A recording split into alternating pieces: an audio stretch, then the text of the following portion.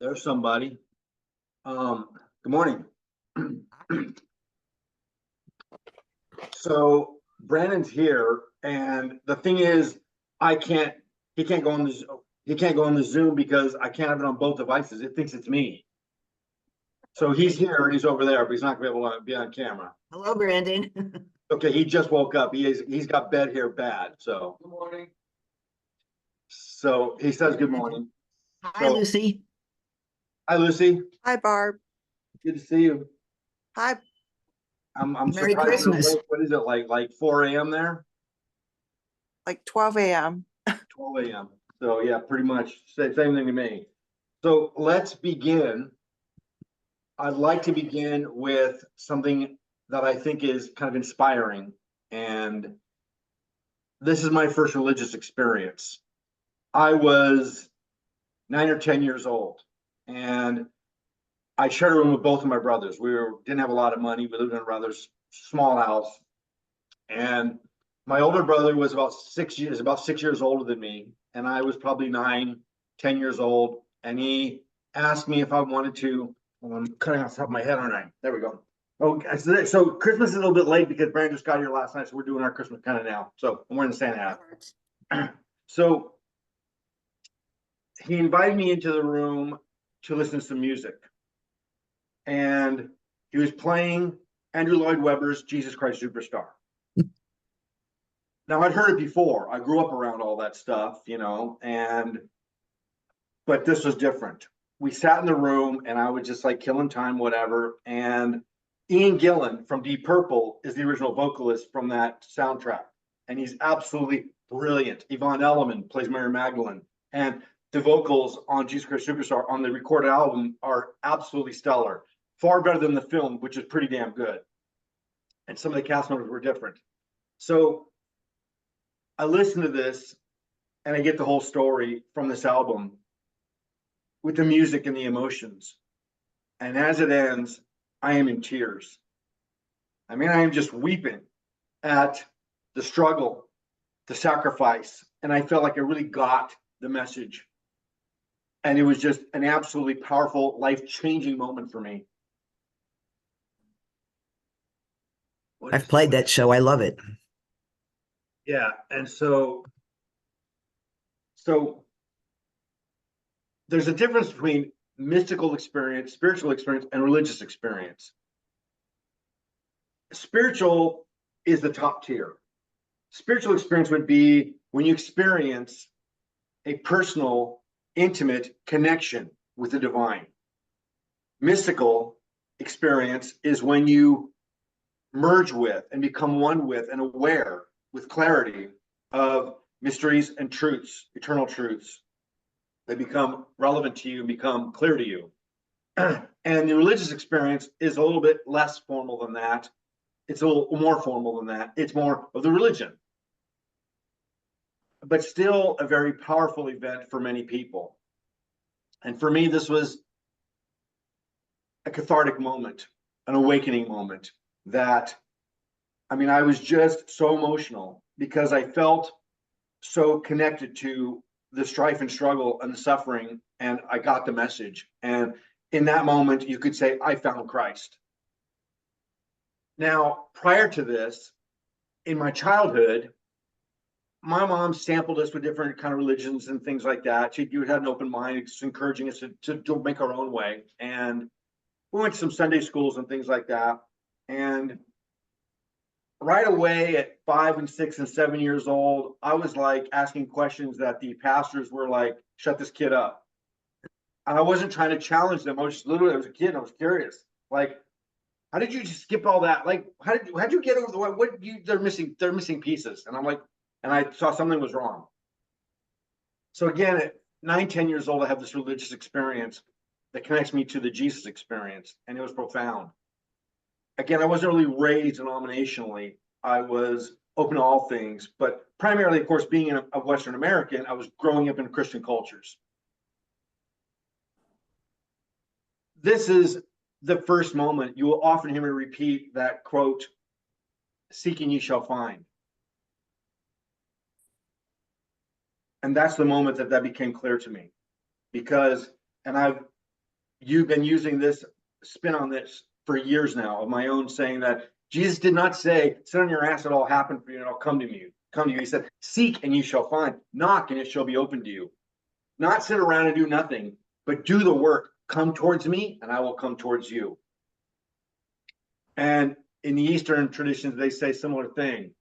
They say that, for example, Krishna, when you take one step towards divinity, towards Krishna, then he comes running 5 to you. Beautiful sentiments to remind us that we are never alone. They're always waiting with open arms to embrace us, to accept us, and to indoctrinate us and give us the higher truths when we're open to receive them. In that moment, it was for me. For most of my life, the Jesus Christ Superstar album was a tradition in my house on Christmas. On or before or around it, I would sit and listen to the entire thing. And I always had a profound, huge moment with it. And I adore it. Now I fast forward a little bit. Let me explain to you the underground stream. And let me share with you a little passage from within the portal. The chapter called Underground Stream. First one, of course, there's always quotes. As above, so below. As within, so without. As the universe, so the soul. Hermes Trismegistus. To feel inspired, to fathom the power, to witness the beauty, to bathe in the fountain, to swing on the spiral. Tool lateralis. And then, of course, this one has a very unusual quote. There's a mathematical equation, which is a Fibonacci sequence. For mystics, they're like, trust me, they're very impressed. They're like, that's pretty badass. Religious rabbit holes. When I was 5, my tarot reading neighborhood psychic mother took our little clan to various local churches so we could get a taste of religion. She was open-minded and allowed me and my 2 elder siblings to make up our own minds if we liked it or not. I decided I liked the storefront Sunday Christmas gathering in the little town of Prescott, Arizona. The stories about Jesus were pretty colorful, and at the end of the kid-friendly sermon, Kool-Aid and cookie communion was given. I was 5. Anybody who was giving away sugary punch and treats before lunch to a poor kid was my BFF. My mom read tarot for extra dough and was a new ager before it was a household buzzword. It's in typical monkey see, monkey do fashion. I started looking deep into her 5-inch diameter crystal ball and talking about what I saw in it. I have the crystal ball right over here in my room.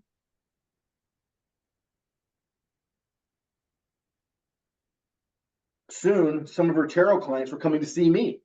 I don't know what mom charged them for my scrying services, but I like the attention, and the treats some of the ladies would give me were slightly better than the punch and cookies I got at the storefront church. We lived on a country highway because we were poor. 5 of us in a 3-bedroom house that was next to a cemetery with gravestones from the 1800s in our western town. Being haunted by ghosts was normal to me. Many small items around the house would vanish and reappear, and images on walls and shadowy presences were just part of my Saturday morning cartoon time. The hip 1970s Andrew Lloyd Webber opera, Jesus Christ Superstar, had just come out, and it was part of the regular music rotation in our house. I liked Jim Croce and Simon and Garfunkel too, but the Superstar album was more passionate and powerful to me. When I first grasped the tragedy of the story, I had my first religious experience. The news program 60 Minutes was new too, and we watched it religiously on Sunday nights. So I was growing up with Safer and Wallace exposing crooked politicians and businessmen in a straight and direct manner.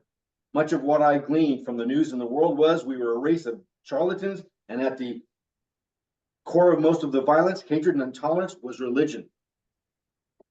Weekly stories of sex scandals and war in the Middle East always had some religious agenda, religious rationalization.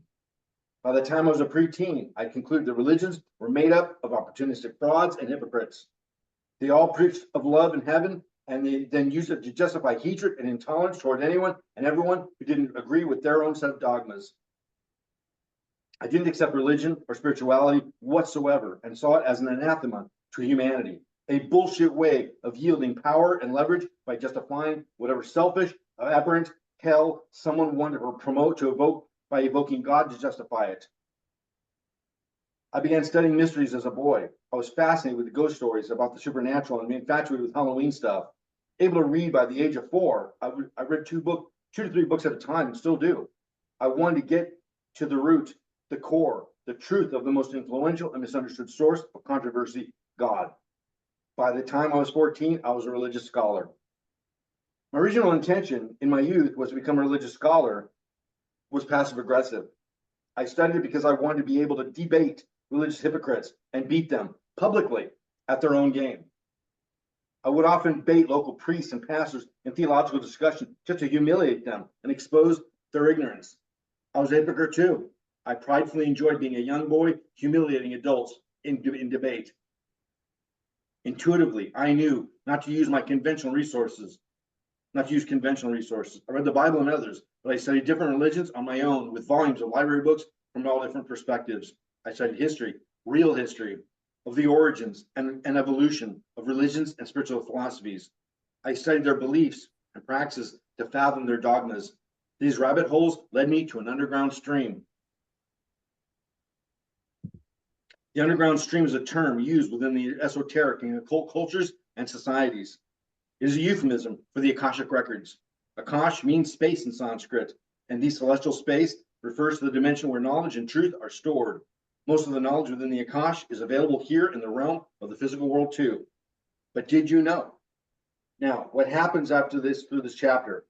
I'm explaining what the underground stream is, and I have these bullet points that give you these unknown, mysterious truths that are historically evident, that contradict, you could say, many of the scriptural versions of things. And I find them fascinating. So the whole chapter has these kind of peppered, so it's just kind of little interrupts with little like factoids. So we'll put that aside for now. So the Hello to Dana. There's somebody named Dana here. How do you see that when I don't? You always do. They must like you better. Who is this? Magic. Dana? I don't have any notice, nothing. I just see a little box and it says Dana. Oh, hi, Dana. Hey, I know Scott. Dana. Hey, Dana, I can hear you, but I don't see you. Yeah, I can't figure out the camera. Don't worry, there's a little button down there. If you find it, great. So we got a few people in the room. This is Barb, this is Lucy, and my son Brandon's here. Hi, Dana. There it is. How's it going, man? Nice to see you. Good. Hey, how you doing? Dana, Hi. I'll go back a little bit. So you just joined in a bit of a middle discussion. I shared my first religious experience that was very Christian based when I listened to Jesus Christ Superstar when I was a kid, and it totally opened me up and gave me a very profound experience. And so, again, throughout this chapter of the underground stream, I'm explaining what the underground stream is. The underground stream is a term that's very ancient. And has been used in occult and mystical societies for centuries. It refers to the truths, the historical facts, not the ones that were altered and modified by religious organizations and politicians and things that modified them over time. The underground stream is the preserved authenticity of truths of history and knowledge, spiritually based usually. Mystics and spiritualists preserve these things. Let me digress a moment and give you an example of that. Obviously, we have a lot of struggle with the Christ story because of where he was, the historical evidence, like how do we know for sure that this took place here or there? Here's the beautiful thing about when I traveled to India. In India, over thousands of years, when these events were taking place, they documented them then and there and preserved them. They didn't lose their way. They knew when they had a saint appear, and they documented it and made landmarks and built temples and shrines to them. And they're there to this day. One of the amazing things about going to India is that on one of my last trips in Bhubaneswar, I'm walking through an 8,000-year-old temple. And I'm blown away. Now, this particular temple wasn't relevant to my particular path and tradition, but it was amazing to be in presence of something that's that old, preserved. And as you do what's called parikram in India, that's like a spiritual walk, you could say.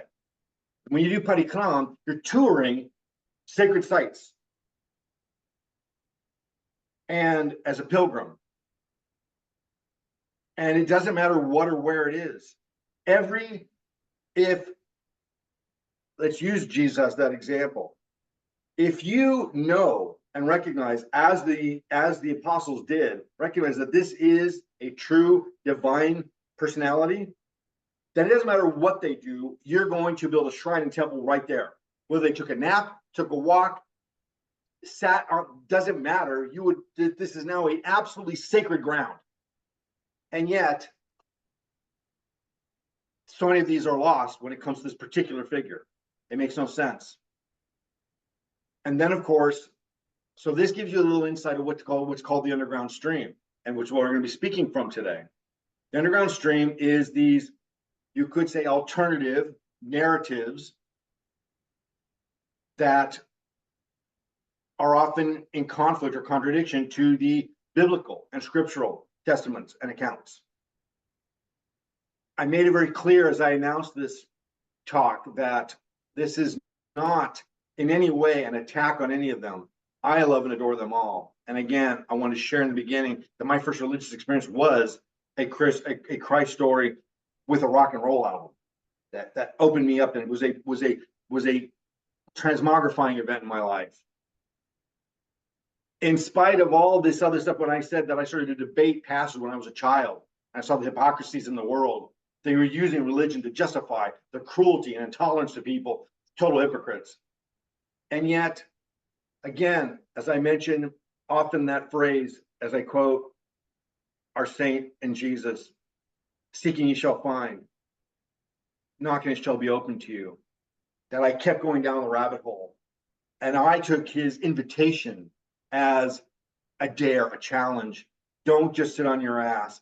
Look for it. Come to me, and I will make it available to you.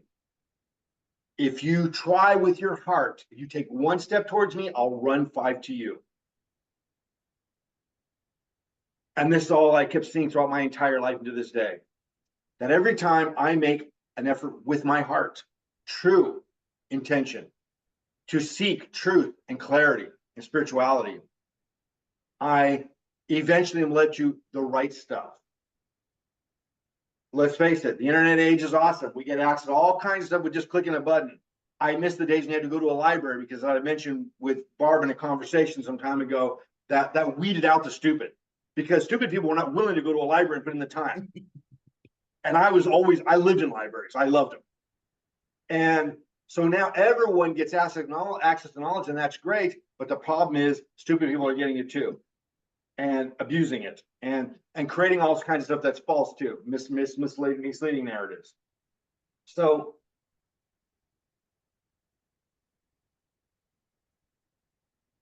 whether I was Christian or not, from the beginning, I knew that this is one of the most profound and effectual and significant saints and spiritual personalities of my existence.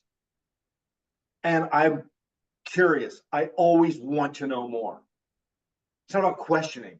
It's I want to build a more intimate connection with whatever I'm learning. And so for me to have that personal connection and benefit from what his teachings and presence were, got to give the cat a little scratch on the head here. He's right next to me. He enjoys this.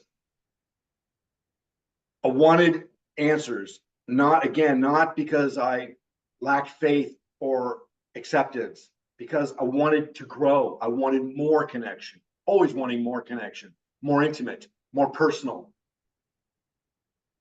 And as I sailed down the underground stream of truth and history, and I like that analogy, I see myself as a sailor along the underground stream. And along the underground stream, you have stops you can make. And you can gain knowledge and insights from these stops. These are the true historical accounts that have been preserved by mystics who care. When I am in, as I was in Washington, D.C. back in the early 2000s, in a convention of mystics, there were hundreds of us in Washington, D.C. for a convention. We don't talk about conspiracies, and we're not all shocked by the alternative stories. We know them, we accept them, we talk about them casually and comfortably. And it doesn't erode or detract from our faith and our belief and our acceptance and the profundity of what these things offer to us. We like them even more. So what I got out of going down the underground stream and going down these religious rabbit holes is a deeper connection. And that's why I try to share these other perspectives with people, not to confuse them, but to give them evidence-backed alternatives. And let's jump right into one.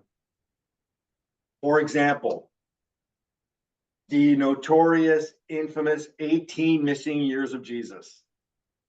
Here's a personality that we have it documented when he was born and where, the day, the time, the exact location, every detail. And everything he did, like you should. Like I said, you see a thing, you document no matter what they slept, where they ate, whatever they did, you make a shrine to that, and you should. So that people can gather to it and have those moments of connection. And yet, when he's 9 and he doesn't debate, he basically, I don't know the right word for it at the moment. When he went before the rabbis in the temple, just before Egypt, or in Egypt, I think it was. And they were like, who is this kid? He's shamed. I mean, again, he wasn't debating them. He wasn't putting them down. He was simply outshining them, showing them that his command of the scriptures and knowledge was way beyond theirs. And they were just blown away that like we have a divine personality here. And they knew that. And yet, the next thing in the Gospels is he's 30 years old. So as a child, my first issue was, and again, I was like told by pastors, like, go away, kid, you bother me. They didn't want to hear none of this. They would condemn me, saying things like, you're not having faith, that's going to send you to hell, kind of thing. I'm like, because I'm a kid and I'm curious, that's normal. I don't think God shuns that. I think he encourages it. That's what I think. And I was right. And so I'm asking what happened. And I was just, again, I'm a kid, I'm just curious. I'm like, so, I mean, it's like when you watch a movie and you get to go to the bathroom or something, you come back, it's like, what did I miss? 18 years, everything is documented in perfect detail. And then all of a sudden there's 18 years, we just jump ahead. And then later he did this. Wait a minute. So I kept continuing to search and look for these answers because I didn't think that God wanted anything hidden from me. I think that all God ever wants, I know that all God ever wants is for us to have a more intimate and personal and heartfelt connection to divine love and to divine consciousness. And around the turn of the century, this man, this Russian, Nicholas Natovich, came out with this book, The Unknown Life of Jesus Christ. It's been around a long time.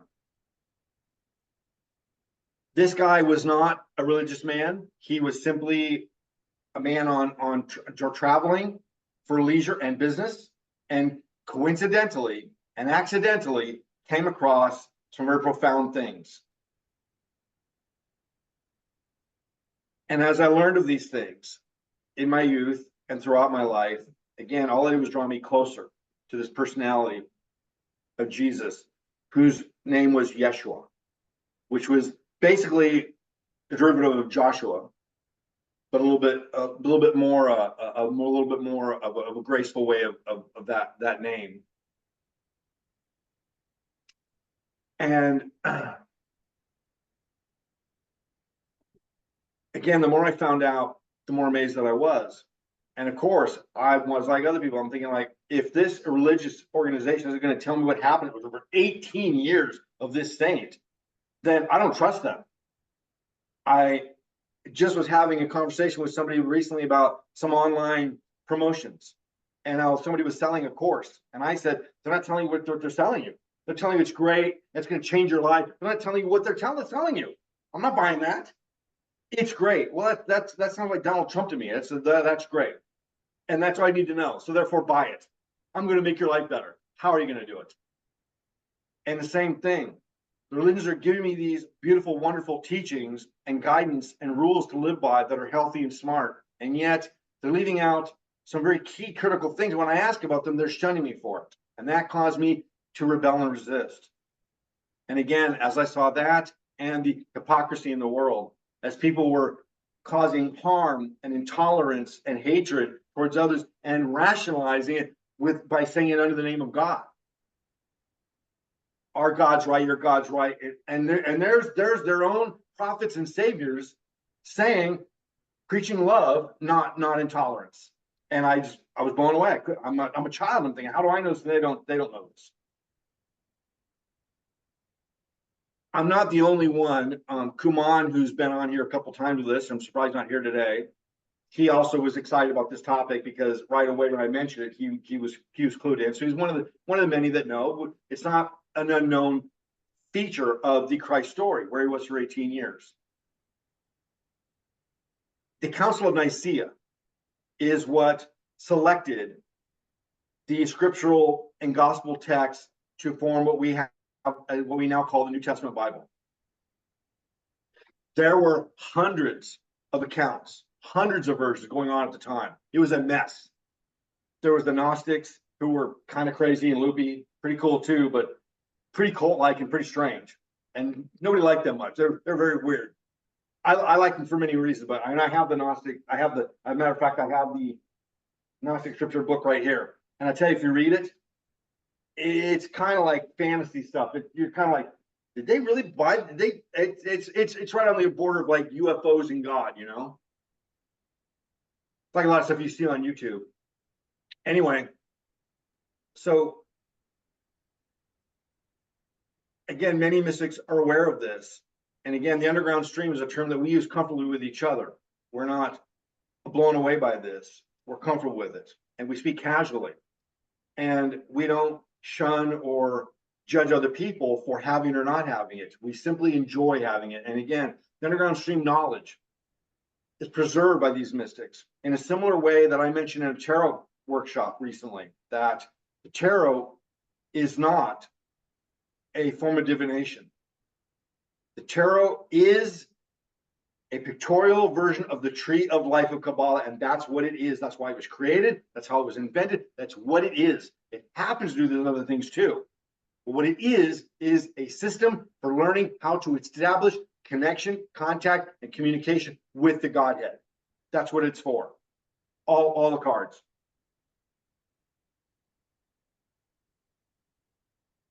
It gets changed and convoluted. And again, as I mentioned, and using this example,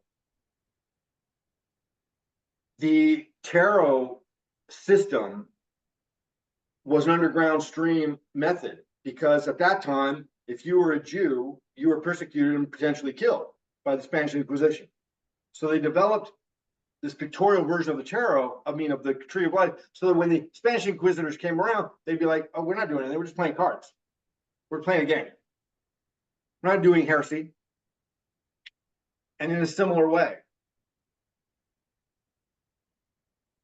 the versions, the underground streamers, the sailors of the underground stream, myself included, we work very hard to preserve these truths by word of mouth, by oral tradition. And they're also written down. So when I often say the truth is simple, you know when you see it. And again, knocking you shall be open to you. Seeking you shall find. Go towards it and it will be revealed. The term occult means hidden in plain view.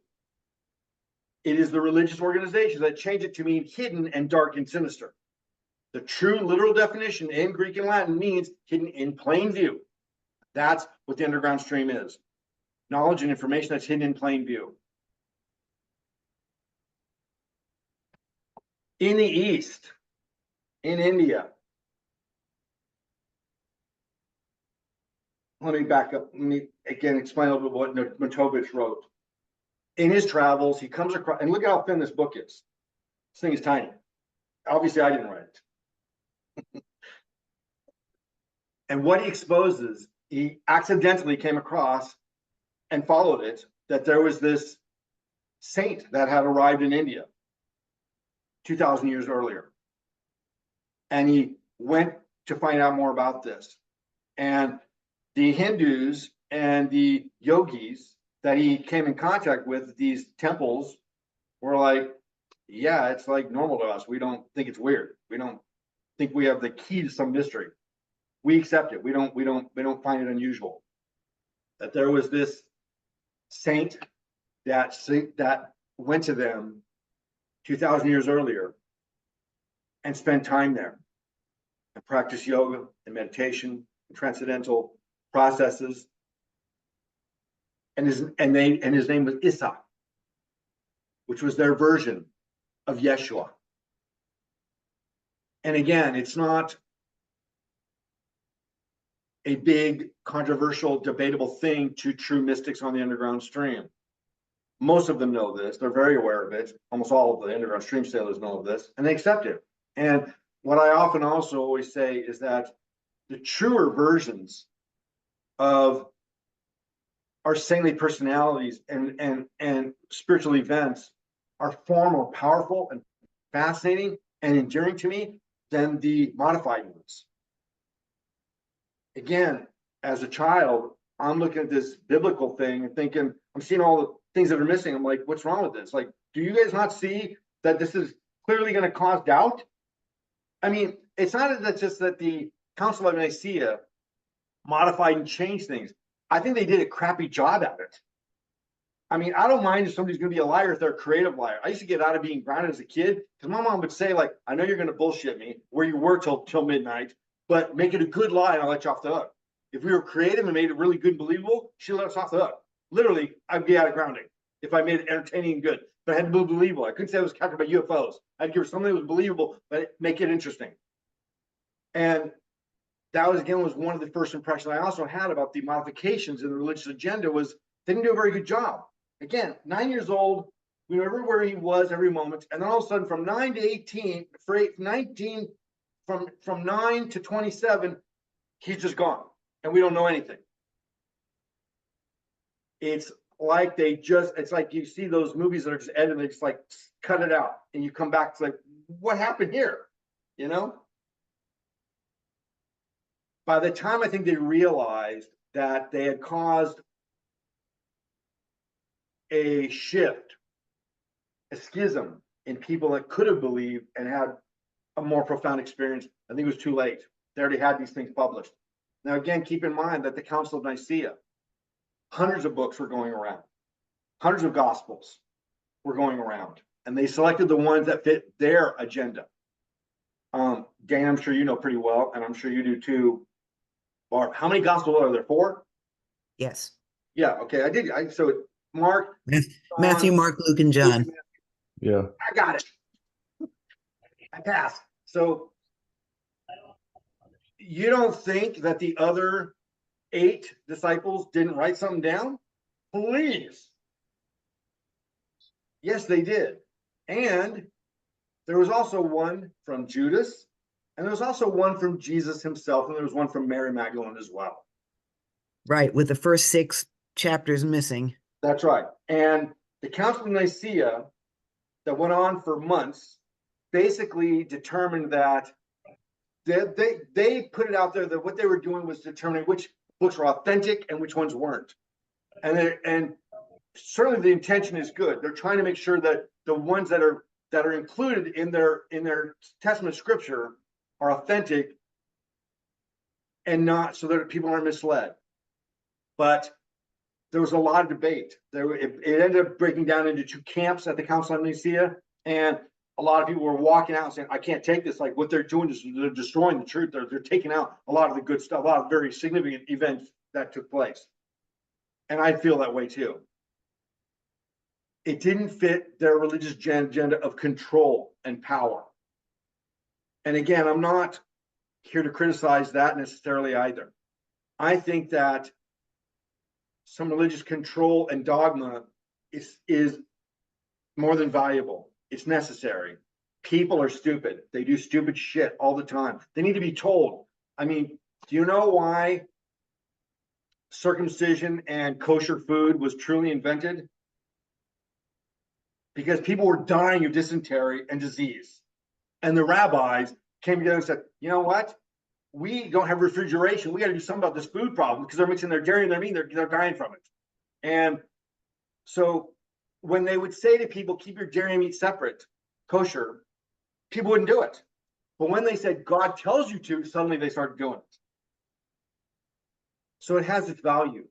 And it's important because people are stupid and they persist in their self-destructive and outwardly destructive behaviors unless they have some spiritual connection that basically says to them, if I do this, I'm gonna go to hell.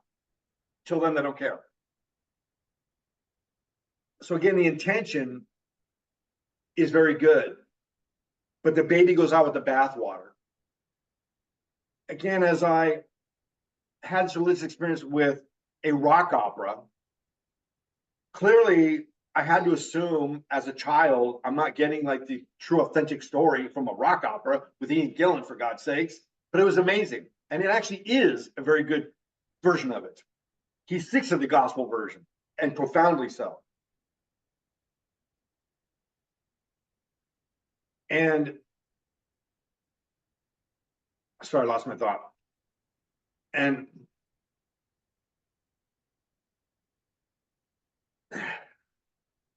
where was I? So the sanctity of these stories, and again, that's where I was going, is that every time.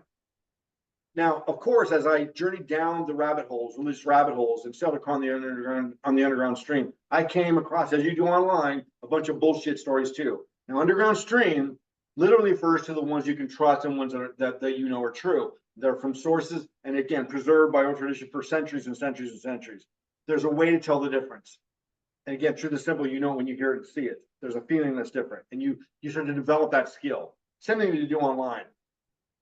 Eventually you learn how to sift through the shit that's out there online and stuff that's worthwhile. And you do that by scrutiny. I mean, basically when I'm Googling something, I look at 5 or 6 different descriptions of it, and if there's a consistent theme in them that sounds correct, well, then at least I'm getting somewhere. The ones that are completely off from each other, then I don't even bother with. So there's a method to the madness. And as I delve down these religious rabbit holes, seeking the truth, and thinking, of course, as I should, well, how will I be able to tell the difference? I mean, I'm no genius scholar. I'm not a saint. How will I tell the difference? And again, because God gives you clarity when you seek with your heart. He's not going to mislead you. He's going to make sure that you get an intuitive feeling, go towards this and away from that.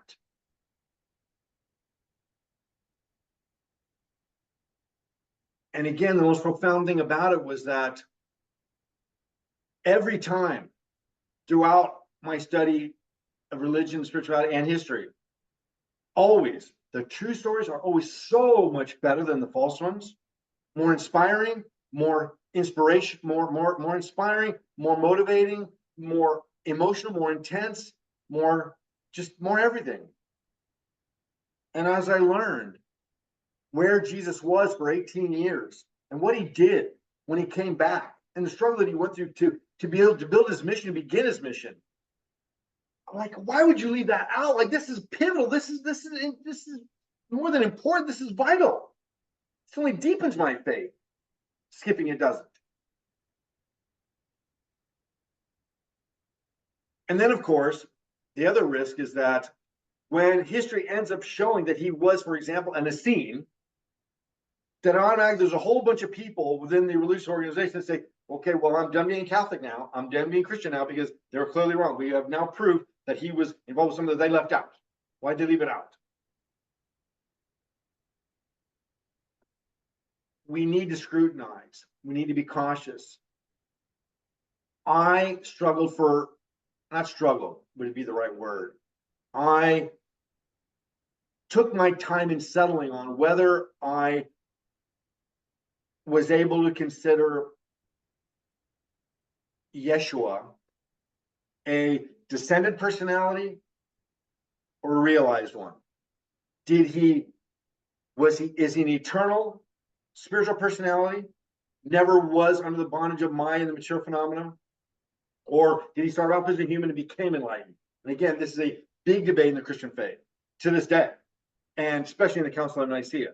There are those that say, he was a man and he became one with God, and there's the others that say, no, he is a divine personality and he's an eternal associate.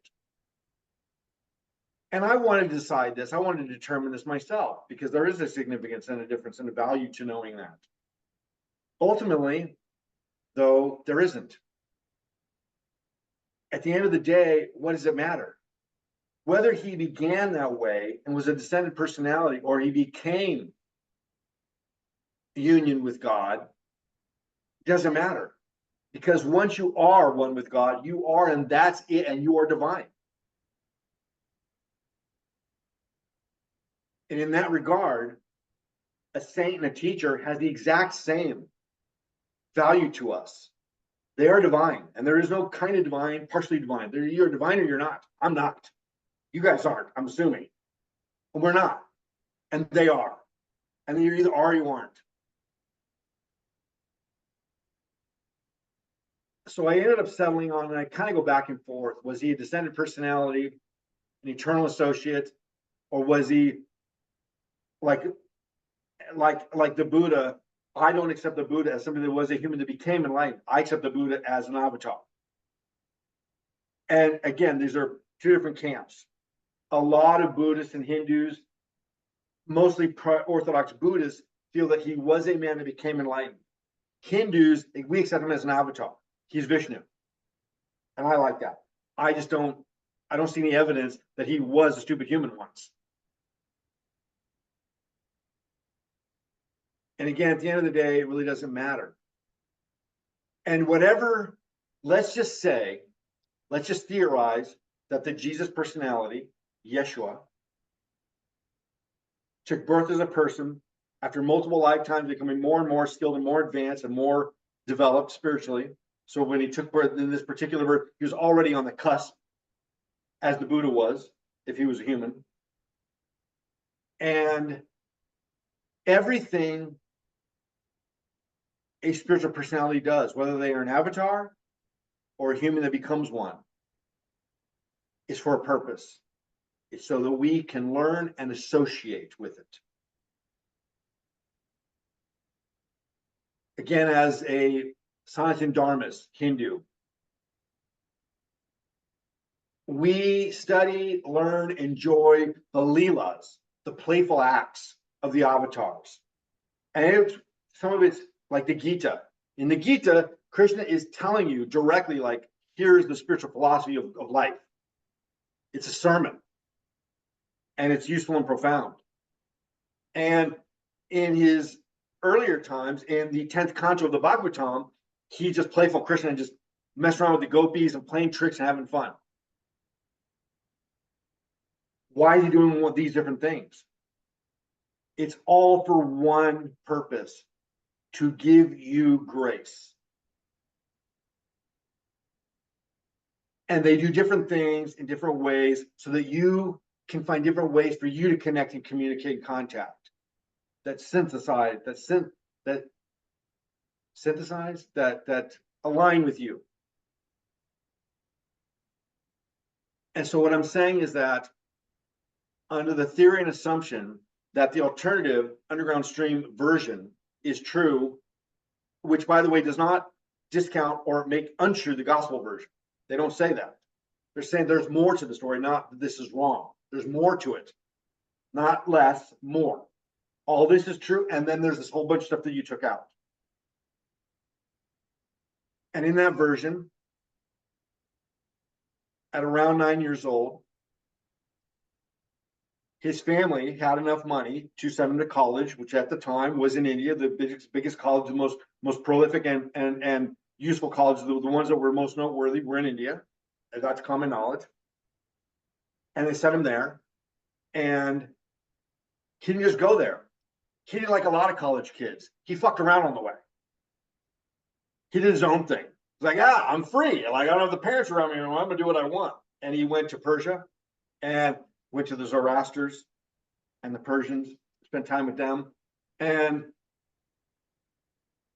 there's one perspective that is that he was learning from them. I don't think so. I was think he was there teaching them. I think that he went there to grace them and give them a deeper and higher truth, because theirs were limited. And I like the Zoroastrians. I think it's pretty profound stuff. But he was giving a new covenant, right? A new perspective that was cleaner and simpler and more accessible. So the underground stream is that he ventured out from Israel and Egypt and went through Persia, today is Iran, spent time with the Zoroastrians, spent time with a couple of other spiritual cults and groups, and eventually did make his way to India like he was supposed to go to school, to fulfill his parents' funding of the trip. He was trying to be respectful of all that. But again, did he need to go to college? No, he's already omniscient. And he goes, and while there, he does like what a lot of college kids do. He goes off and does his own thing. He was in and out of college, and this is a very traditional kind of hallmark of saintly personalities as well. They go to school. My own guru behind me here, he was from a Brahmin family, and he was going to, you could say, religious school when he was young, and regular school, and nobody ever saw him study. Nobody ever saw him do any homework. He got absolute A+ throughout his entire scholastic career, and was bearing the teachers in his knowledge. He made them look stupid, and nobody ever saw him study or read a book. He just knew it. This is common in our spiritual personalities, that they go through these acts, these motions to seem like normal people, and yet they don't need to do any of that.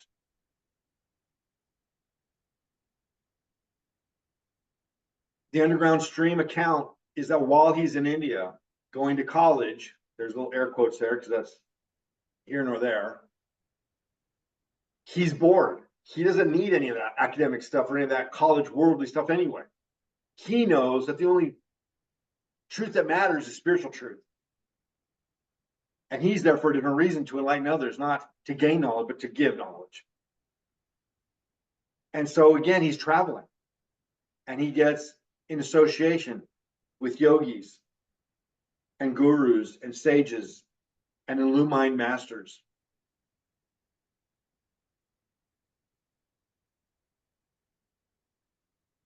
To this day, very few people know where it was that he spent some time.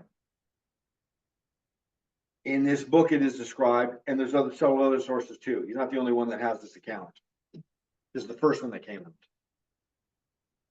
If you go there and you can't find it, it ain't easy. They don't advertise it.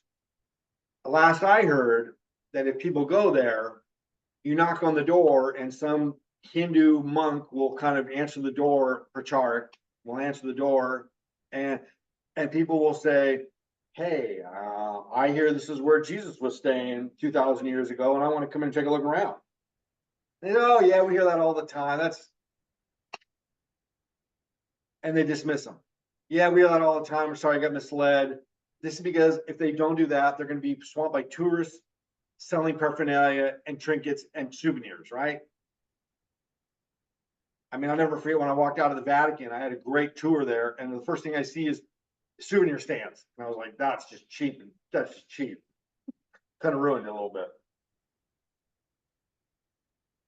And the truth is that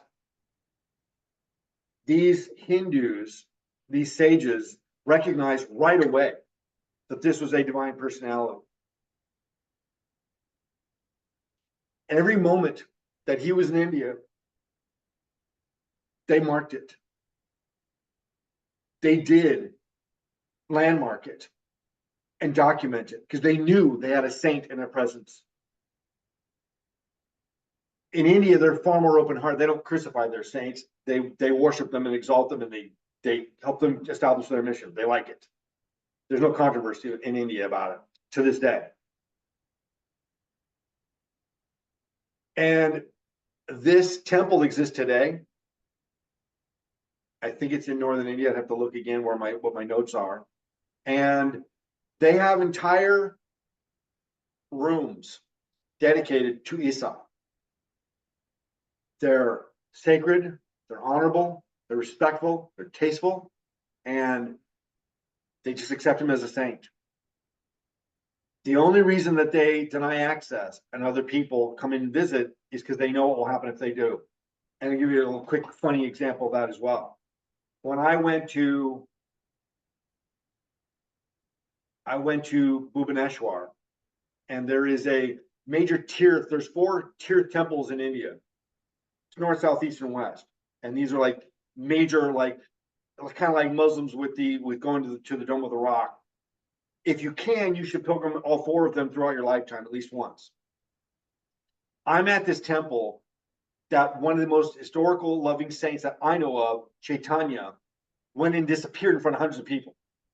He went to the divine abode in front of hundreds of people, just disappeared in front of them. And I'm there. I read about it for years, and I'm in India, and I happen to be in the area, and I went there. And there's this long line to get in. And it's a weekday, and it's off season, so it's a little bit easier. And I'm like so excited. I mean, I'm coming out of my skin. I can't believe I'm going to walk in to Jagannath Puri and see where Chaitanya walked. This temple is the size of a city. It's been around for thousands of years. And I've been in line for about an hour and a half. And I get up to the front, and there's a guard with the big Indian mustache. And he's got his stick in his hand that's to beat the people that are going to get out. They don't carry guns, they carry the sticks. And he looks at me, and this is literally what it was. He looked at me and pointed at a sign that said, "No whites." It wasn't racist. It wasn't about skin color. It was about, it's the same as saying no Westerners. No Videshis is the slang term. And I'm like, what are you talking about? I'm going in there. What do you mean white? Like, I'm a devotee, like I'm a Hindu, like I'm deep more into this path than many people that are in this line. You can't keep me out. And I'm thinking it's a joke. And the guy's like, literally, he's got his gun nearby, and he's like, I ain't like, don't fuck with me. You ain't going in there. And I am shocked, disappointed, and stunned. And I start to weep. I'm at the threshold of going to a sacred space that I read about all my life, and I can't believe I'm there. And what led me there, the circumstance that led me there was a total coincidence. And now I can't get in. And I get a tap on my shoulder.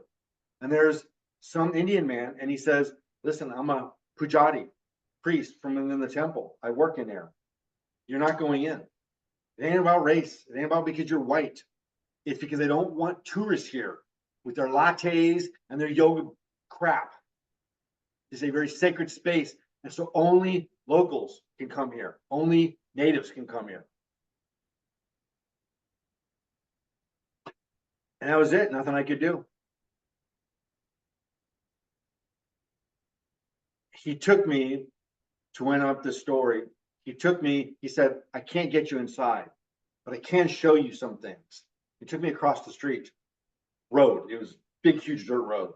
Took me across the road and took me up in this library, up to the top floor, which was like 4 stories up. We're talking about rundown building. Don't get out of your head what you see in America. It's nothing like that. It's like shack. And from there, I could see inside the entire temple. Then he took me on a tour around the entire outside and through the city where Lord Chaitanya was at, and all the sites that he was at.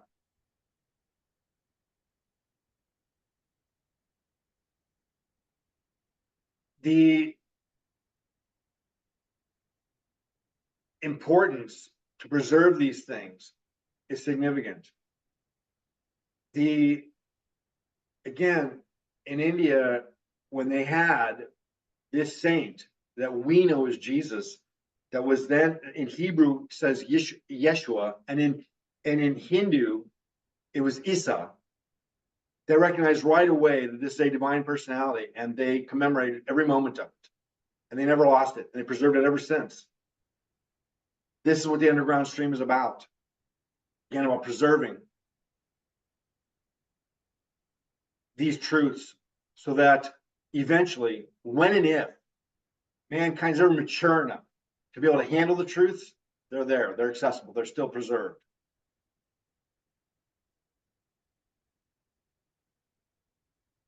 There are, in the Vatican Library, I would love to get in there.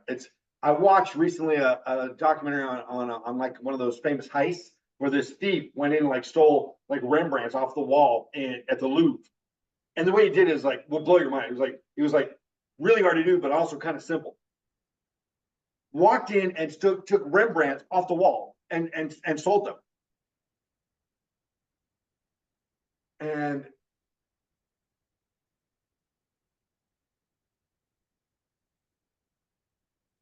the access to these things, I got lost in my own anecdotes. I forgot where I was going with that. The significance of these locations. Oh, I was talking about the Vatican Library. And Brandon asked me yesterday about the Alexandria Library. Great question. We had a profound discussion yesterday about the Alexandria Library, and these two things tie together. The Vatican Library, you cannot usually access. There's some things that I think are open to the public, very small sections. Then there's some that are open to priests, cardinals, and then there's areas that are closed off to everybody and anybody. It's anybody's guess what's in there. The theories are, and I buy into this too, that what's in the Vatican Library in the inaccessible areas and rooms are the other gospels, the truth, the evidence that contradicts their gospel version. They do not ever want to get out. Either that or they destroyed it. If I'm them, I'm destroying it, because otherwise eventually someday it's going to get out. The heist thing, I'm waiting to hear the story that instead of sending art off the Louvre, I'm waiting until somebody makes the biggest heist in the world and goes into the Vatican Library and just gets what's in there and brings it out for everybody to see. The risk is profound. There are many, many people on this planet that if they see a UFO are going to lose their shit and there's going to be chaos. Orson Welles sure proved that. And the same thing with the religious dogmas. You dismantle sacred truths, people that think they know what's true or not, in a moment, and you're going to have chaos. I've asked myself before, if the government came to me and said, hey, you know what, Krishna, we pick you at random, and you get to decide whether we're going to disseminate and make available the knowledge and information about extraterrestrials and UFOs. It's up to you. What would I do?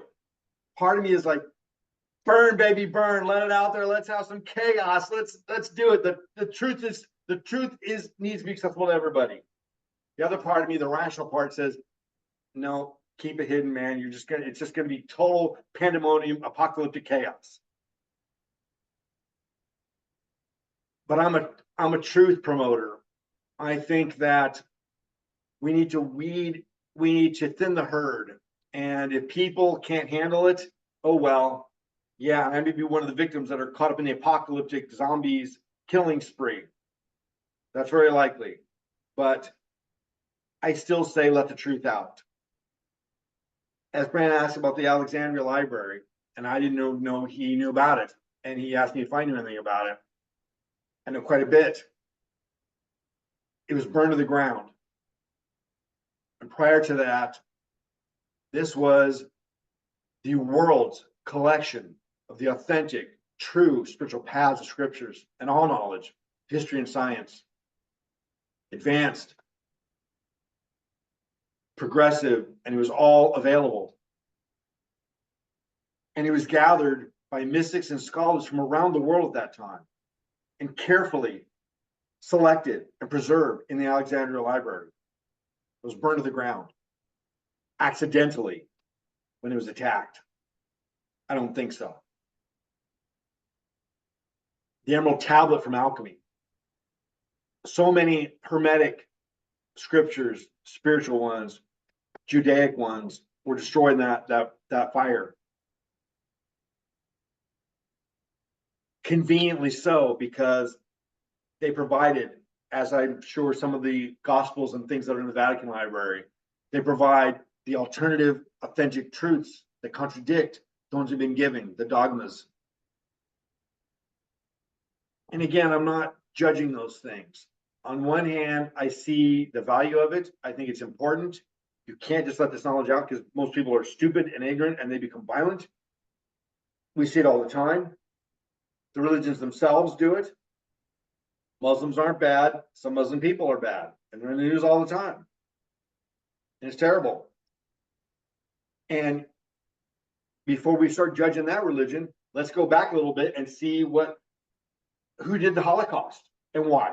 What religious agenda did they have? What religious agenda did the persecutions have with the Inquisitions? And it goes on and on and on for every faith that's back there. We've got a responsibility to be open-minded and be sensible. I don't teach the underground stream knowledges to destroy people's faith or necessarily to expand them either. It's just what I know and making it available. Let the people decide. So, any questions on some of these mysteries and some of these more controversial subjects? Dana, Barb? I think we lost Lucy. She had to go to sleep. It's over past midnight there. I did have, excuse me, I did have something that I had always wondered about and asked, and when I got my answer, it made sense. When you were talking about, did Jesus become divine, or was he sent here divine? You said something like that. Yeah, it's either an eternal associate or an ascended associate. Yeah, right. He was referred to actually even back in Genesis, when during the creation, this was being created, and then, you know, man and woman, and we shall create them. Man, I asked, who's this we that's creating male and female? that was one of my first questions. Who's he talking to? Yeah, who's this we? Who's he talking to? Who's this we? Yeah, and I was told the Trinity, but it just wasn't time for him to be here. Right. But the Trinity was referred to in Genesis, which means, since God has been ever present, that means evidently so has the Trinity. So that would kind of answer that question. It does. Let me give you a little spin on that. Okay. The Genesis account. Again, what we have here, if you go to the original Torah, Hebrew original scripture, it's very different than what you have today. Even if you stack Torah against Old Testament, King James, they're very different from each other. The Torah is far more detailed and more, you could say, believable. It's a little bit more scientific. It's a little bit more logical. It doesn't just rely purely on magic. It admits, and it doesn't have any contradiction with it being somewhat allegorical. It's okay with that. It's never meant to be taken literally. And the story of Genesis, Adam and Eve, the progenitors of humanity, that story was not new. That story has been around for thousands of years prior to that, almost identically in Sanatan Dharma. Manu is a progenitor of humanity. These are the descended first creators that ended up giving birth to the generations of humanity. So, and the other thing, of course, is that one of the first alterations that even the Jews had made to the Torah, the original teachings did not demonize the serpent of knowledge and the tree of knowledge and the serpent. It explained and expressed what these truly were. And first of all, allegorical. not literal. And secondly, the serpent has always been a symbol of ascended spiritual energy and power and knowledge. Kundalini, as I talk about often. In a similar way, the cross. Historically, we pretty well know that Christ wasn't crucified on an actual cross, on drought. They were done on stakes.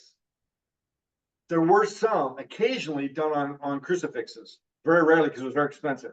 And they weren't willing to do it. And as significant as it is to us, back in that day, Jesus was a nobody, pretty much to them.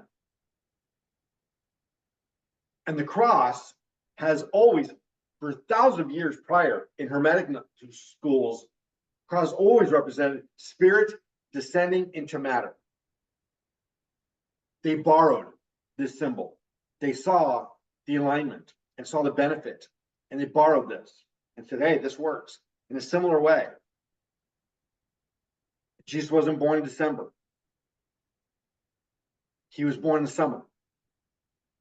As the Christian religions began to travel and migrate to other lands, they came across pagans and nature religions that celebrate the solstice, which is, of course, the true meaning of this is to remember that there is life in darkness, and it's going to begin again, a new covenant, a new time.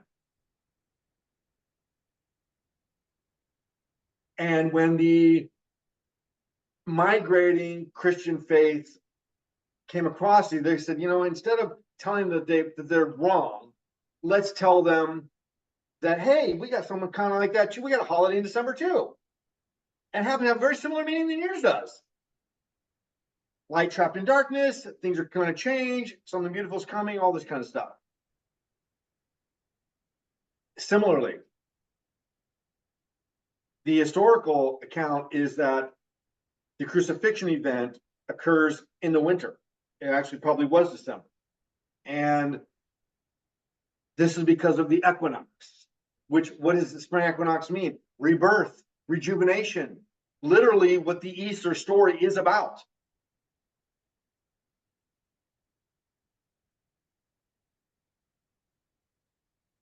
This is the more adept and well done way that they adapted this new religion to existing traditions and concepts. It's more elegantly done.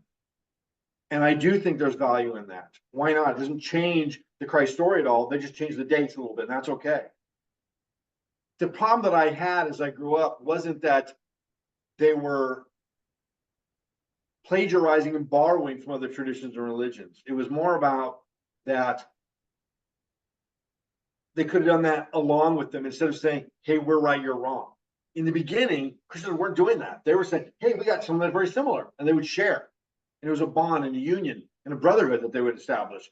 It was only later, as religions form, is when the religion said, hey, that's evil, that's dark and sinister, and therefore it's Satan, and you can't do that, or we will kill you.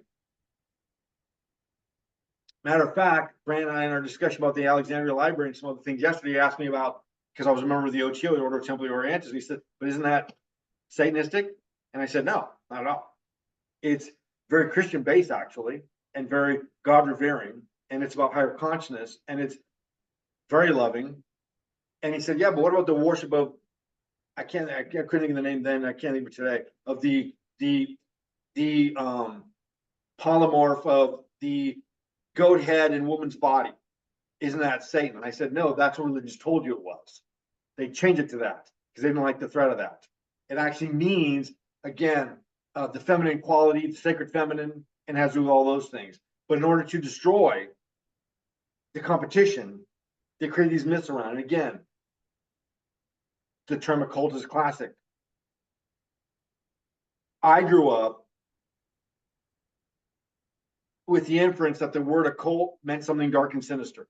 As a child, that's what I was led to believe. Was I emphatically, literally told this explicitly? I don't remember. All I know is that was mine and most other people's perception that the word occult means is associated with something dark and sinister. And it's not at all. Again, that's the example of how these things get perverted. The organized religions, and again, I don't think Christians are any worse or better at it. I think they all did it. I think they all still do. Right now, we have more of a Muslim turn for it. There's a lot of very good things about Islam and good Muslims. A lot of them, great things, and they put us on the map scientifically. I mean, they changed the world in better ways.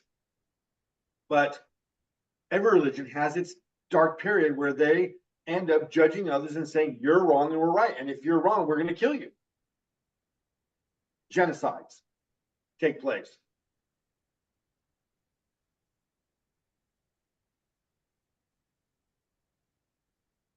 Again, there's that beckoning from Yeshua saying, seek and you shall find. If you come to me, I'll come to you. And there's no conflict. As this Jesus Christ Superstar event triggered my curiosity on a deeper level, a more mature level.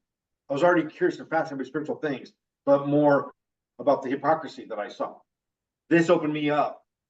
This was when, I gotta say, as cliche as it sounds, I felt the Jesus love in my heart, giving me the healing. And I shifted from seeing the hypocrisy that were still leading me to the truth to the beauty and how simple it was that he just taught love, not love of humanity. That was just a sidebar. He was teaching you, if you love God, you will experience God's love for you because he already does. The new covenant. And that's all that mattered. And so, again, what I saw in the beauty in that, literally in an instant, was that all this controversy, he's up there laughing right now, saying like, you guys don't get it all like that. It's so much, it's real simple. It's just love. Love God because God already loves you. That's it. No dogmas, no rituals, no religion, none of that stuff. You don't need any of that. I'm the new covenant. Believe in me and you have eternal life. That's it. No forms to fill out, no lines to wait in. Believe in me with all your heart and all your faith. That's it. Align yourself with me and I'll take care of you. That's it. And listen, that ain't new either. That wasn't new 2,000 years ago. All of the divine personalities, from the Buddha to Shankaracharya to Chaitanya, taught the exact same thing. Now, I do not believe, as many Sanatana Dharmas would, that Jesus went in and learned this and then brought it to the West. What is then the West? What is we call the Middle East. I believe, I don't like the word believe. I have done the research and work to discover that he did do these travels. And again, I don't think he was seeking truth or enlightenment at all. I think he already was, either a descended personality or on the cusp. Again, use Buddha as the example. As the Buddha went to the forest in Sarnath and started to study with the yogis, he blew them away.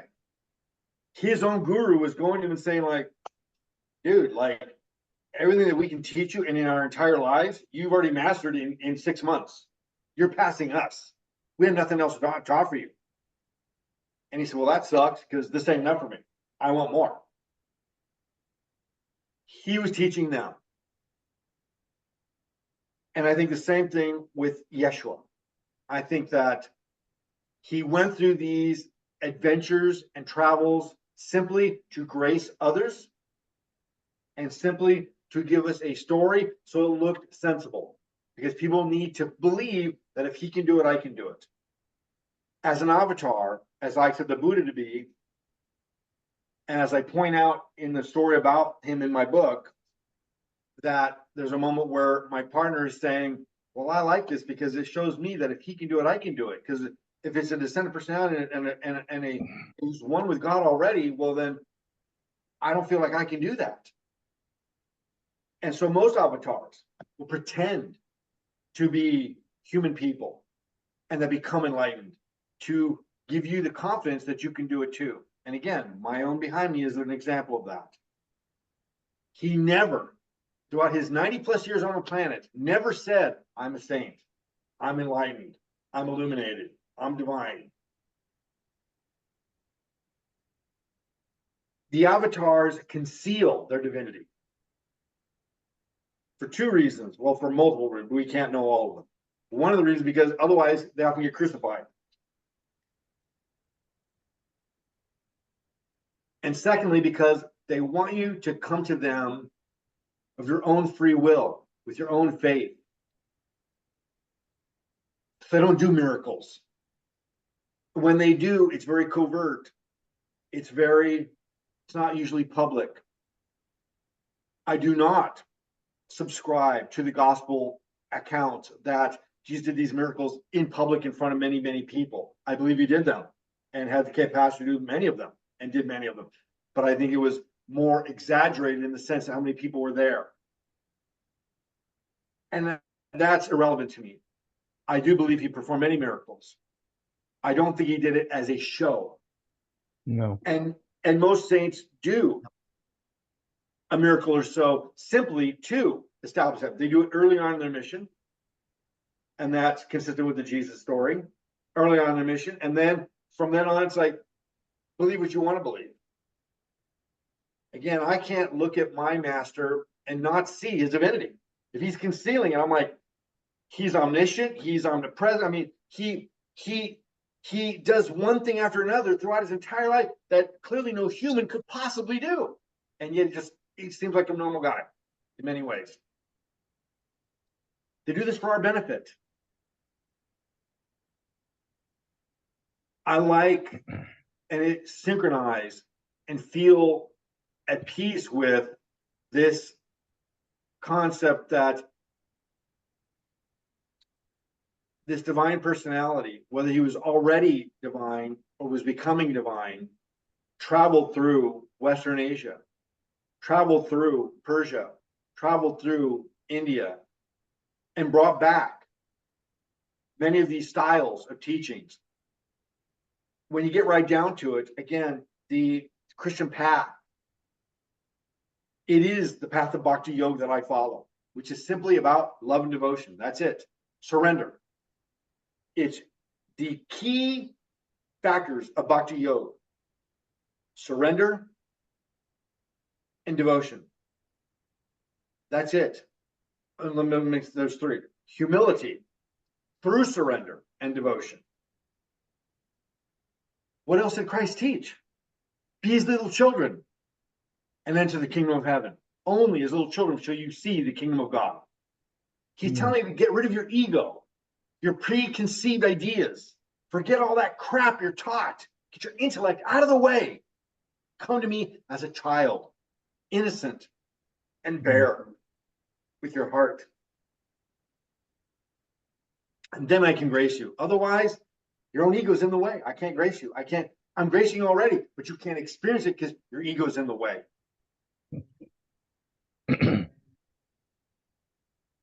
And these stories that the saints do, again, I have zero doubt in my mind that Lord Chaitanya, 500 years ago, was a descendant personality, zero doubt. And he was on the planet for about 33 years also, and vanished in front of hundreds of people. And everywhere he went, he wrote one book, very small book, called the Shikshastak. It's 8 verses. And in those 8 verses, he explains everything you need to know about surrender and humility to love God and create union with God. St. John of the Cross wrote The Dark Night of the Soul. We're talking what, 27 stanzas? My book is this thick of St. John of the Cross, Dark Night of the Soul, because that's when he's explaining all the verses. But there's, I think, 20-some verses in the entire poem that literally teaches you from beginning to end how to become union with God. in your mind and heart. That's it. My version's like this thick. Oh, really? Yes, So you just have the verses? it's just the verses, yeah.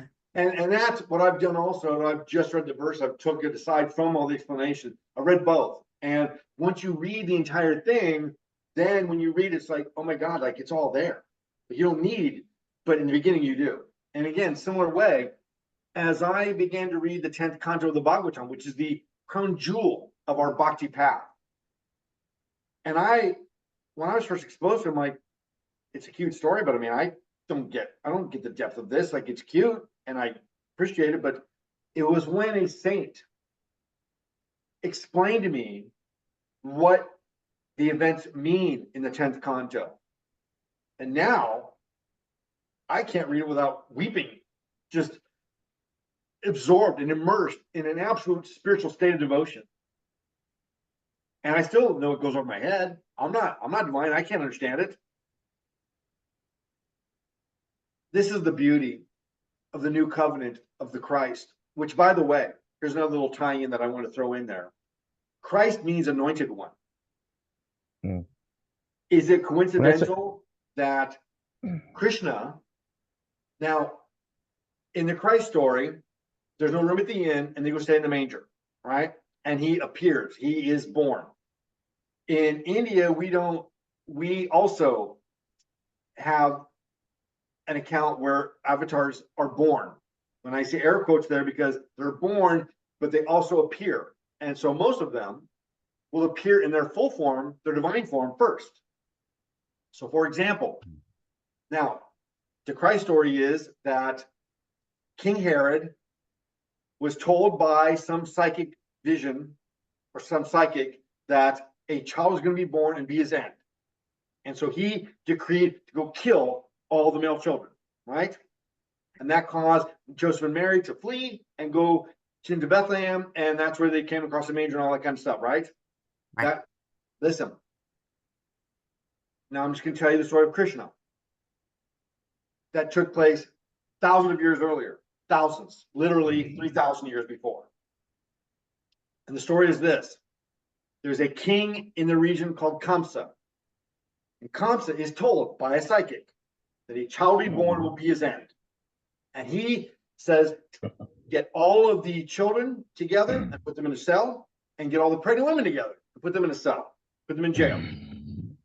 And for all the pregnant women, when they have their baby, I'm going to kill them. Sound familiar?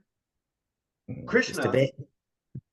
So Christ means anointed one, and I like to refer to him as the Christ. That's my personal preference, to refer to him as the Christ. Because Jesus isn't correct, and we can be certain about Yeshua and Issa. I like the Christ. And Christ in Latin and in Greek and Latin means anointed. Krishna has many meanings to the name. But one of the main central meanings of it is, trying to paraphrase because it's Sanskrit. It refers to his sapphire complexion, his blue complexion. And the way it's described is as if he is dipped in, christened, immersed in this sapphire blue. Krishna, Christ sound a lot alike. The story of the king having his life threatened and all this, very alike. I have no doubt that personally, I have no doubt that the true historical account of Yeshua, Issa's, the Christ's appearance, birth, etc., was unknown. We're talking about a time in history that they did not document, unless, like when the wise men knew that there's a divine personality, which in that area and that time they didn't. It wasn't in India where they usually know this when it happens. And I think that they concocted, and I'm not saying this in a derogatory way at all.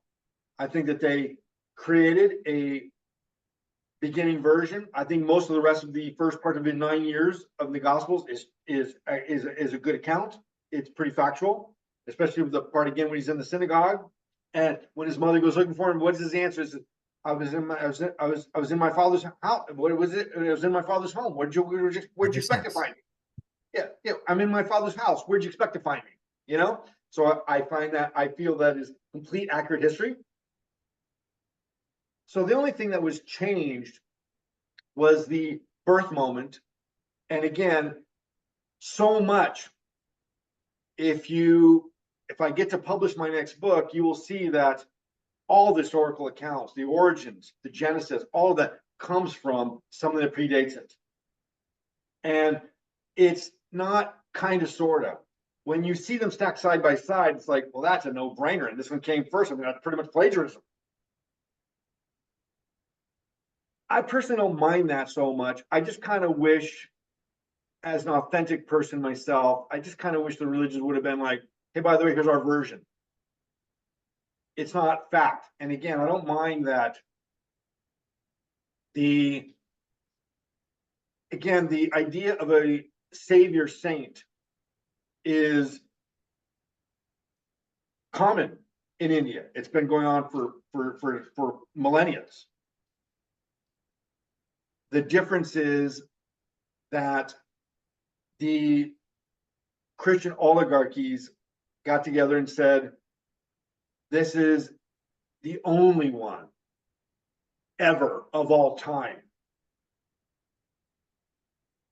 And my problem with that is that makes it seem that my divine parent of God,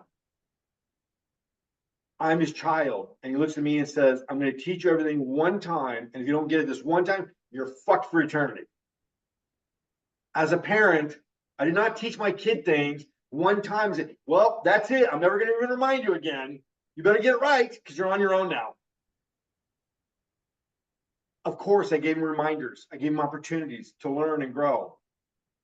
And I don't believe for one moment that God loves his children so little that he would give us one single saint, Messiah, and Savior to align with.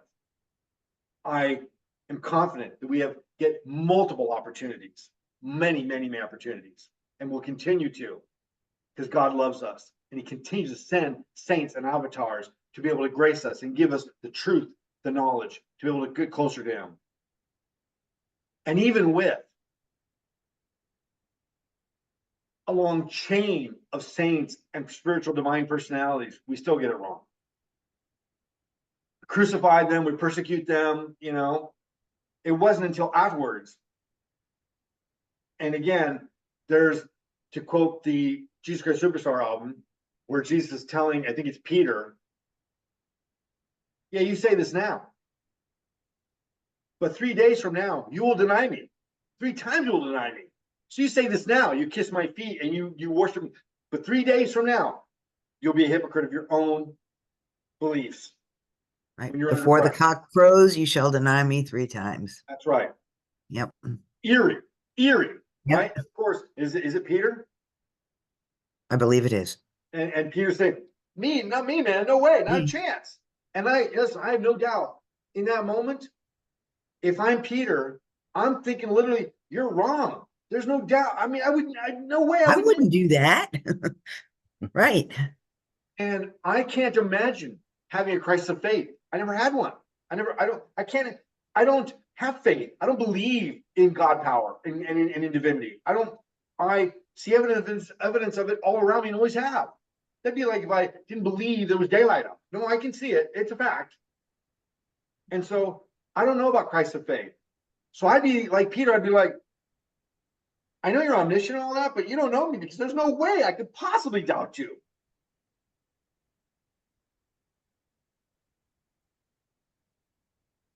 We've got to be on our P's and Q's. We got to be careful. Our humility is essential, and to accept and understand that as faithful, accepting we have to assume that there are circumstances that could very well compromise what we hold to be dear. I never had any brush with that. I've never contemplated it. And I think that with my death experience and what I went through, anybody would have, and many people have, lost their faith with the struggles that I endured. For me personally, it just wasn't even on my radar. It never crossed my mind that there was no God, that I was being, that clearly what I was going through was evidence that there was no, it never even crossed my mind. As a matter of fact, I wasn't so evolved that I was like, yay, I mean, God obviously loved me because look what he's putting me through. But intellectually, I totally accepted that. Emotionally, I was like, lay off, man. I mean, back off. I mean, I can't take this. And I almost didn't. But intellectually, I was still never wavered.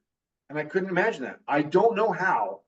And I think the four of us here share this perception.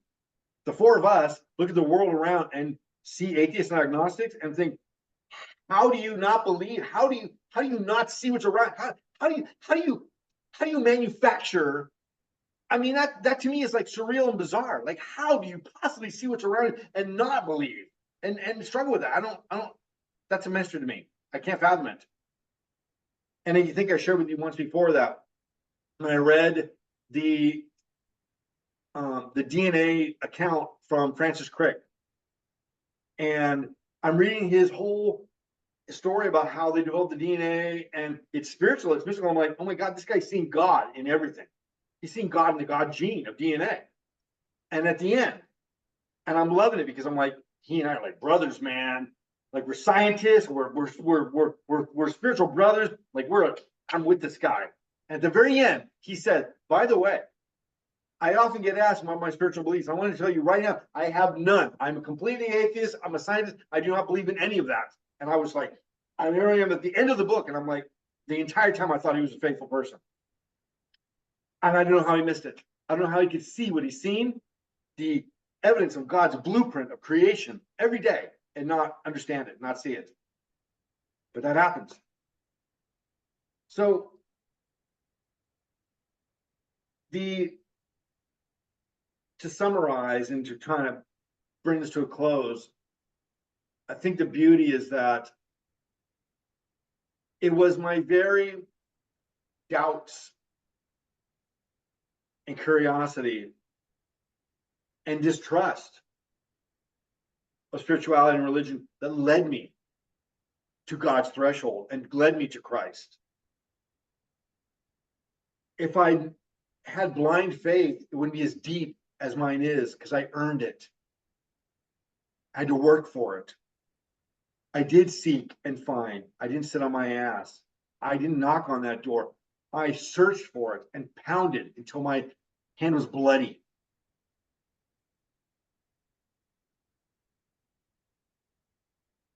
And I think that's the beauty of it. And I see this all the time, that the people that I meet and interact with that have the strongest faith are the people that did not arrive there through indoctrination. My editor did, what is that the right word? Indoctrination? Okay, Dr. They didn't arrive there through being indoctrinated. They arrived there through trials and tribulations, through doubt. By working at it, yes. Purified by fire. And I'll tell you, I can spot them a mile away. I mean, as a parent, I can recognize a non-parent in a moment. There's just things about them that are missing. I'm not saying good or bad. I'm simply saying, and all parents have this ability. All parents can recognize a non-parent in an instant. And I guess it's kind of like gaydar. How gay people can automatically recognize gay people and recognize people that aren't automatically. And it's 100% correct. They never fail, right? And I'm not gay, but I have gaydar because I have the same ability. I can recognize them right away. That's funny.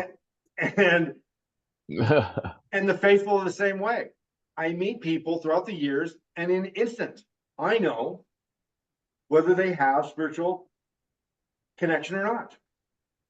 And in a similar way, Barb, when we did that question about the wall, I could meet people and I know how they're going to answer the question about coming to the wall. Before I ever ask it to them, I know how they're going to answer. And it's going to be either with fear or acceptance, one of the two. Because I know intuitively how they walk, how they talk, how they present themselves, And again, part of that's intuition. I realize that now, that I have always had a very deep, profound level of intuition. I can see what people truly are inside. But Mm. being able to see that, and again, to me, it's broadcast, the way they dress, act, think, speak, gesture. It's broadcast that they fear death because they lack what we call faith. Mm. Because they do see death as an ending. And to me, again, I'm like, ending, like, wait, to me, that's just- bizarre. I it's don't just even know the how you get to beginning. that. I mean, to me, that's a much harder rationale, a much harder mathematical equation to arrive at than simply the eternal, obvious evidence that there's life after death. I mean, so anyway. So my answer didn't surprise you, did it? Oh, no. No, my answer was sort of, hey, wait a minute. Wait a Yeah. minute. And that's the thing. Yeah, and I'd say most people that have encountered that question, yes, I'd say a small percentage that I've met are met at the wall with fear and anger. And again, I recognize them right away. I kind of know what they're going to say. And it's more, I give them this question more so that they can learn from it and get more and evolve and grow past it. Because if we live with the fear of death, even unconsciously, it dictates how we live our life. How you live your life moment to moment is absolutely relevant to how you perceive death. You can't separate them. And again, getting back onto the Christ teachings, I am the way, I am the light. Again, just now it's simplified. Believe in me and you have eternal life. And there's a contradiction there, but you still have to knock for it to be open to you. Which is it? It's both. The reason the sages, the saints, the gurus, the masters give us scriptural knowledge and truth and information is because they know that we are born doubters, that we need to have something that stabilizes our doubts. And again, I don't look at spirituality as a magical thinking process. To me, it's obvious, scientific, it's factual, it's just logical. And that was always my quest spiritually. Went down the rabbit hole and down the underground stream because I was not going to rely on faith. Anyone that told me, just believe, I'm done with you. Why? A loving God is going to give me answers to my questions. And eventually, you transcend that. Your confidence and your knowledge accumulates to the point where you get beyond that. If you stay in the intellectual level, then you cannot become God realized because you're using too much of your intellect, not enough of your heart. Again, the only true dharma is spiritual dharma. The only true knowledge is spiritual knowledge, because only that leads you to be able to leave it all aside and just believe and just be one with it. But as analytical, intellectual human beings, we need to go through the intellectual process first. So Christ gives us both. He gives us the overall message right from the beginning. Believe in me and you're done. And then he spends his 3 years of mission teaching us how and why to do it. Why? Because we're too stupid to get it. But he said real simple, just believe in me and you're done. Even his own disciples, the apostles themselves, I mean, they were right there with him. And yet, they made some pretty stupid mistakes. Things that should literally send you to hell if you weren't associated with the Christ, you know? Stupid humans, just like we are. Stupid humans, you know? So, again, I know that God sees our mistakes and gives us opportunity after opportunity. And in the East, in the open systems of spirituality, we don't struggle with multiple saints and avatars, we are taught, same as Western religions do, that when we align ourselves with a spiritual personality, it needs to be complete and need to remove all the others. It has to be exclusive. The difference is which one is up to you. Whichever one connects with you is fine. And again, I think that the dogma of our way or the highway mentality will eventually be the undoing of religion and spirituality in this world. Again, as an Eastern spiritualist, I'm very well informed about the age of Kali Yuga that we're in, and it comes to the apocalyptic endings as described in the Bible. And again, they've kind of shorthanded it, but again, that wasn't a new concept then either. That's always been part of the Sanatana Dharma, the end of Dwapara Yuga, the beginning of Kali Yuga, the end of Kali Yuga, and the transformation back into Satya Yuga. It's inevitable.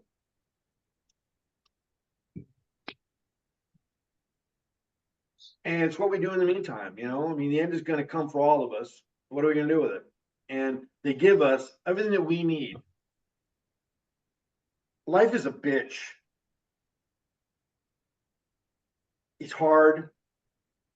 We're stuck through most of our lives, mired in survival issues.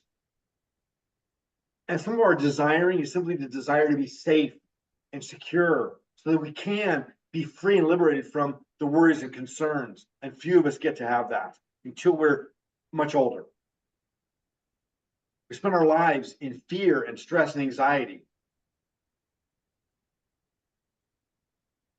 And yet, in spite of that,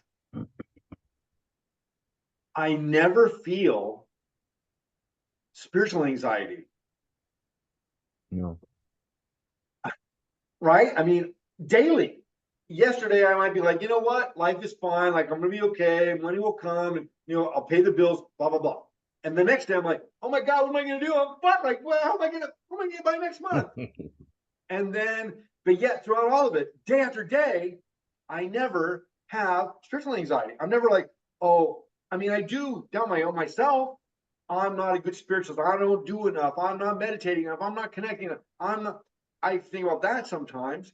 But even that, I bypass it. I'm like, oh, I love God, and that's all I love. So that's all that's necessary. I never have any doubts about divinity.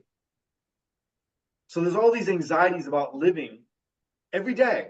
It changes from day to day. Health and fitness and mental stability and security and safety and all that stuff, day to day.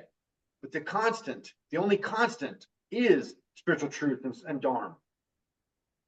No matter what's happening in my world, I never think, well, my material life is all fucked up and shitty and messy and scary, so therefore God's to blame. God's got nothing to do with my material stuff. Nothing to do with it. Like, that's your reality. That's what you make. I got nothing to do with that. I'm here for your spiritual reality.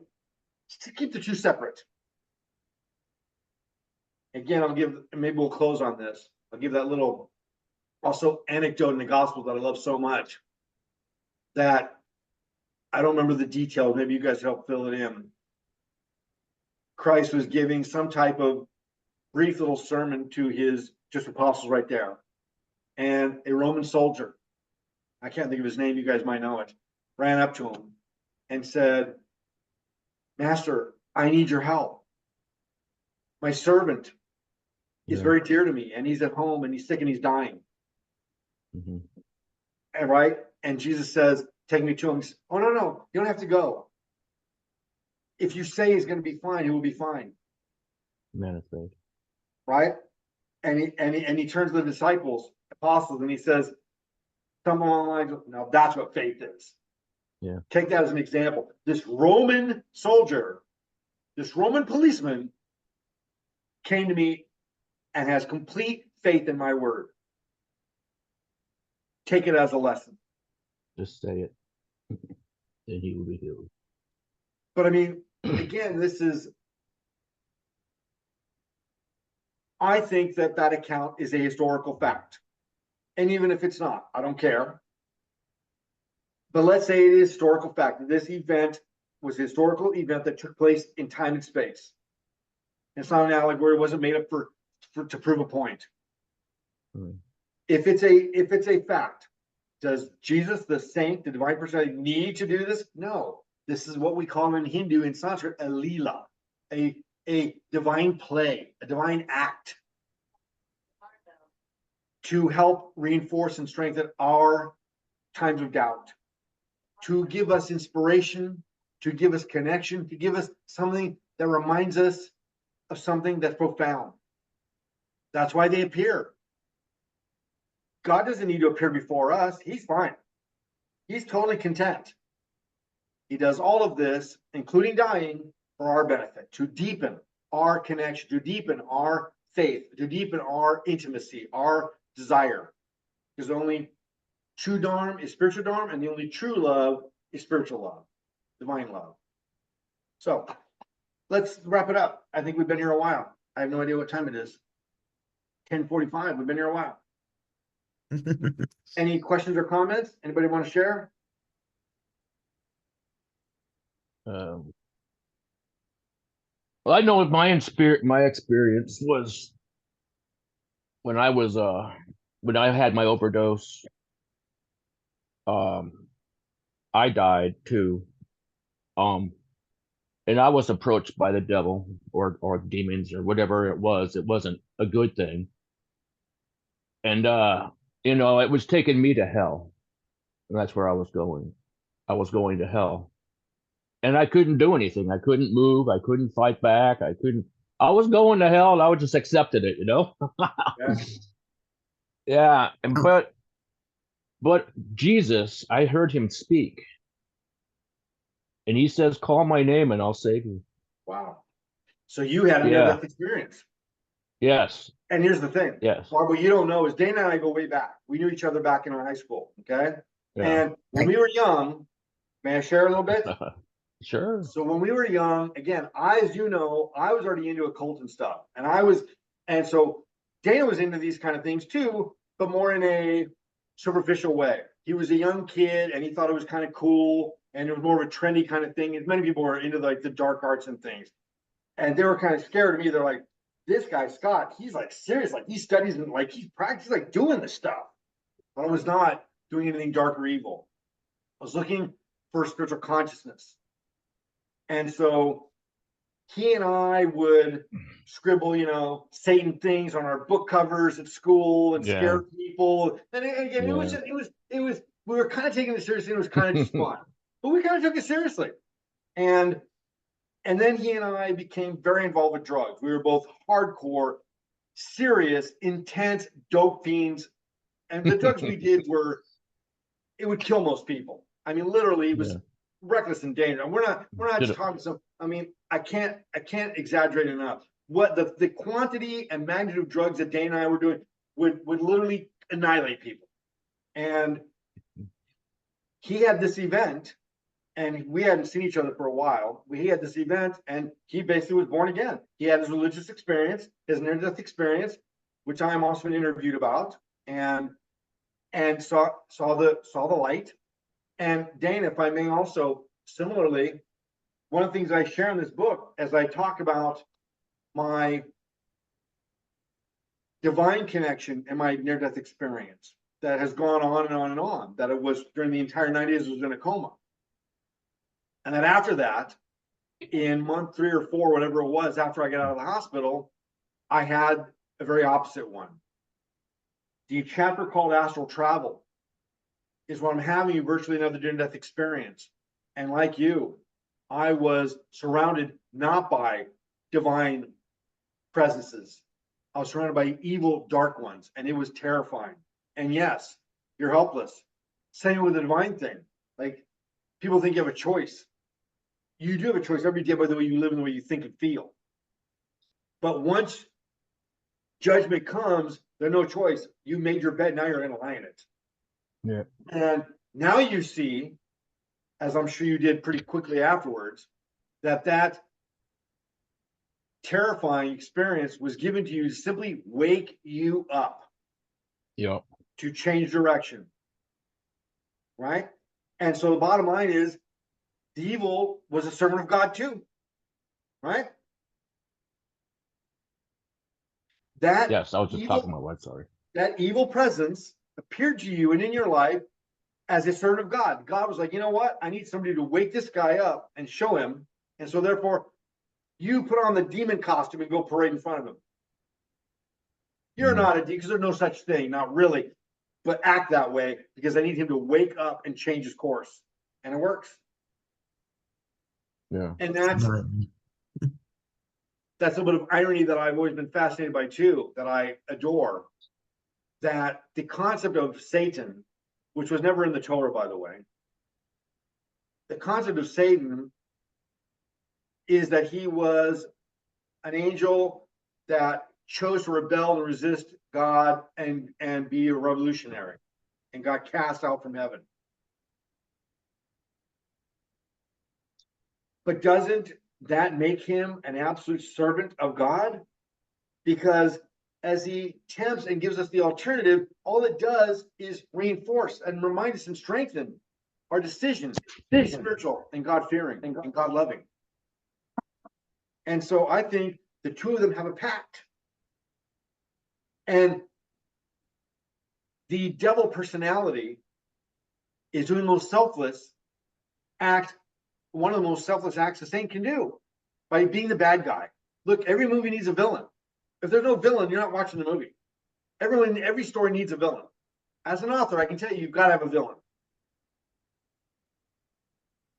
He's been taking the crap and the negative stuff since time immemorial and will continue to, because that's how much he loves God.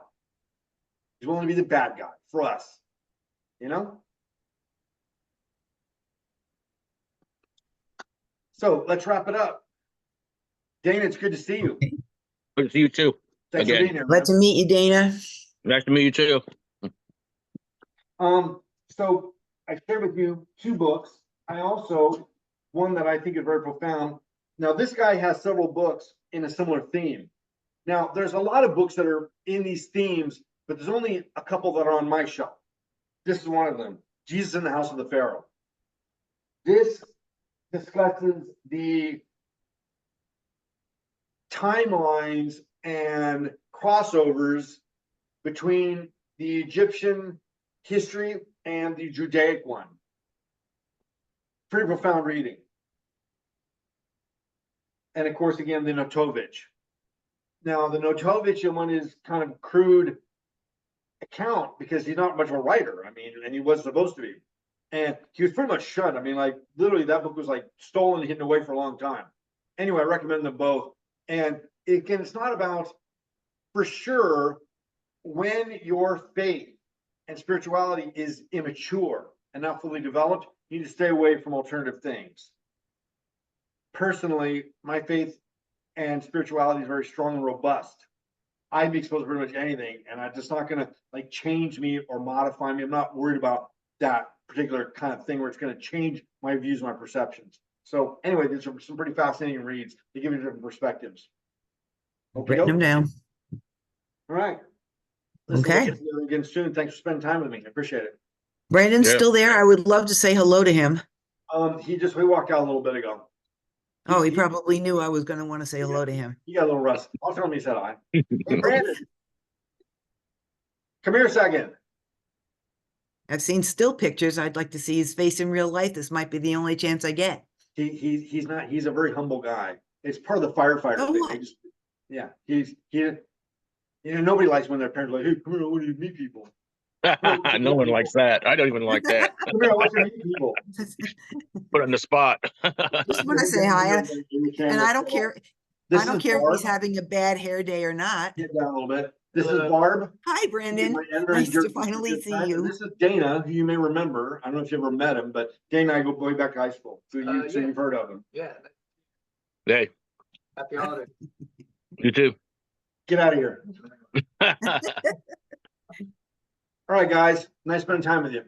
You have a wonderful week, a wonderful holiday week. Enjoy every minute. Final thought. I always have one final thought, right? Now, Right. Dana, who again, he and I kind of reuniting here after many, many years.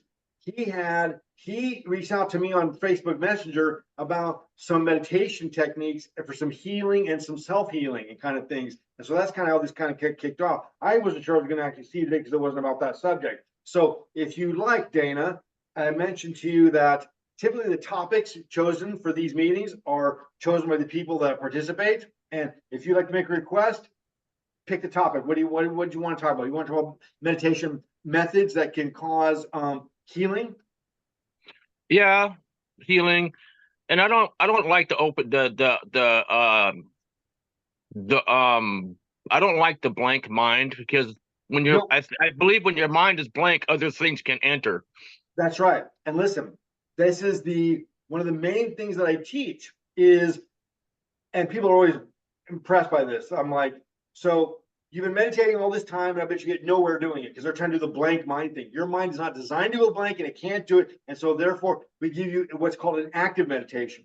Passive meditations are about the no mind, and they're impossible to do in this age.